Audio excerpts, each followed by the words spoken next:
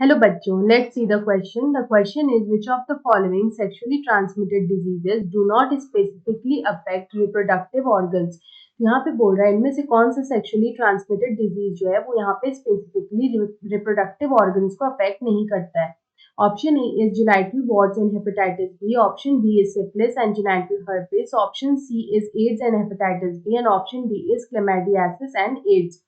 तो यहाँ पे अगर हम लोग सबसे पहले बात करें जो सेक्सुअली ट्रांसमिटेड डिजीज होते हैं उनमें जो फर्स्ट आएगा वो यहाँ पे होगा एड्स. ये जो एड्स होता है it is caused by HIV.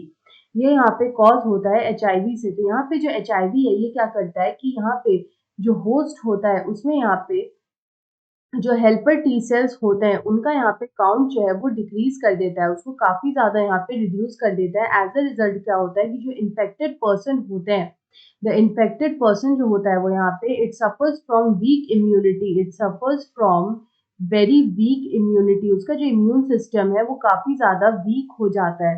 It suffers from very weak immunity. उसका इम्यूनिटी यहाँ पे काफी ज्यादा वीक हो जाता है. तो यहाँ पे ये जो एड्स है ये यहाँ पे पर्टिकुलरली रिप्रोडक्टिव ऑर्गन्स इसमें अफेक्ट नहीं होते हैं. उस पर्सन का जो इम्यूनिटी है वो पूरी तरह से खराब हो जाता है.